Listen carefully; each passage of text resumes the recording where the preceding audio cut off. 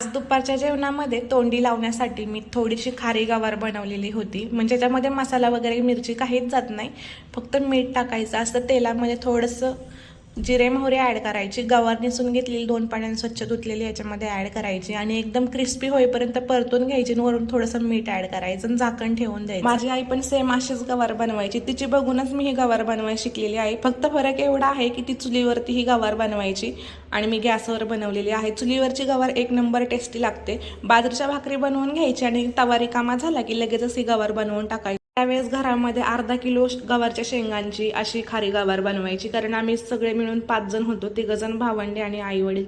तर सगळ्यात मोठा वाटा जो आहे तो माझ्या भावाला जायचा, कारण त्याला ही गवार खूप म्हणजे खूप आवडायची. त्याच्यामुळे सगळ्यात जास्त वाटा जो होता तो त्याचाच होता. तर इकडं मी मेन भाजी जी आहे ती सोयाबीनची बनवलेली होती.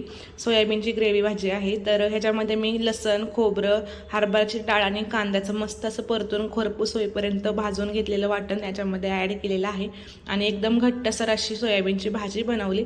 सोबत व्हाईट राईस आहे आणि चपाती आहे. तोंडी लावायला कांदा पण आहे, पण लिंबू नव्हता. पिल्लूच्या पप्पांना लिंबू आवडतो, पण लिंबू संपले होते म्हणून आज काय जेवणामध्ये त्यांना लिंबू दिला नाही.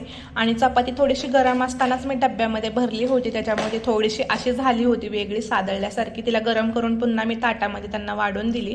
तर हे आज दुपारचं साधं सिंपल असं जेवण होतं. तर तुम्ही पण या जेवायला. आणि व्हिडिओ आवडला असेल तर चॅनलला सबस्क्राईब करून जा आणि इंस्टाला आणि फेसबुकला पण फॉलो करा. आता भेटूयात नेक्स्ट व्हिडिओ.